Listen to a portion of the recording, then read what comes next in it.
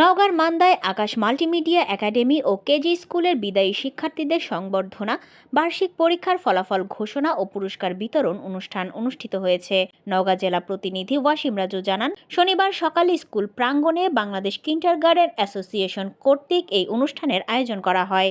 ইসলামী bank Bangladesh PLC তানোর শাখার senior principal officer Mustafizur রহমানের সভাপতিত্বে অনুষ্ঠানে প্রধান অতিথি হিসেবে উপস্থিত ছিলেন ৯ নং তেঁতুলিয়া ইউনিয়ন পরিষদের চেয়ারম্যান এস.এম. মোখলেসুর রহমান কামরুল। বিশেষ অতিথি হিসেবে উপস্থিত ছিলেন তেঁতুলিয়া ডিবি উচ্চ বিদ্যালয়ের প্রধান শিক্ষক শফিউল ইসলাম বাবু, পুকুরিয়া কেশবপুর সরকারি প্রাথমিক বিদ্যালয়ের প্রধান শিক্ষক রবিউল ইসলাম, আহসান মেমোরিয়াল কেজি স্কুলের পরিচালক শফিউল ইসলাম, ইউপি সদস্য আবু বাক্কার সিদ্দিক, আব্দুর রব তহিদুল, কাবিরুল ইসলাম সহ আরও অনেকে।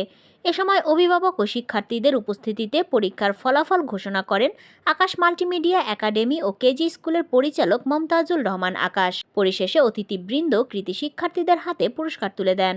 কারো আফসোস করার কিছু নাই বা কারো অনুতাপেরও কিছু নাই। যে যেমন কর্ম করবে as you sow so you reap, যে যেমন কর্ম করবে সে তেমন ফল পাবে। তো একটা কথা আছে কি, এই যে আজকে দেখতেছি এই যে কেজি স্কুলের মায়েরা যেভাবে উৎসাহের সাথে আপনারা এই রেজাল্ট নিতে আসছেন, আমাদের হাই স্কুলে বলেন, কলেজে বলেন, প্রাইমারিতে বলেন, এইভাবে কিন্তু আমরা দেখতে পাই না। যে বাবুক একটা কেজি স্কুল স্টার্ট করো, তো আমি স্টার্ট করি। সকলের স্টার্ট করার পর থেকে অত্র ইউনিয়নের সকল মহলের পক্ষ থেকে অনেক অনেক সার্বিক সহযোগিতা পেয়েছি, পরামর্শ পেয়েছি, দোয়া পেয়েছি, যেটা এখনো পাচ্ছি এবং ভবিষ্যতে যাতে এটা অব্যাহত থাকে।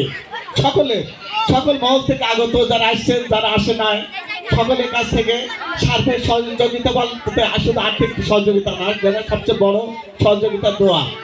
যে যে ধর্মে আছেন সে ধর্ম থেকে দোয়া করবেন, পরামর্শ দেবেন, ছাত্রছাত্রী ছেলে মেয়ে দিয়ে সহযোগিতা করবেন। বিভিন্ন জায়গায় দেখি যে ছোট বাচ্চা কান্না করতেছে, মা বাবা দিয়ে দিয়েছে অ্যান্ড্রয়েড ফোন, ওইখানে গান বাজিচ্ছে, গেম খেলতেছে, ওই ছেলে কিন্তু আপনি আর ঠিক করতে পারবেন না। এই জিনিসটা কিন্তু আপনারা মনোযোগের সহিত দেখবেন। আপনি লাখ লাখ টাকা খরচ করেন, ওই শিশু যদি নৈতিক শিক্ষা যদি না পায়, তাহলে ওর দ্বারা আপনার কোনো ফলই আসবে না।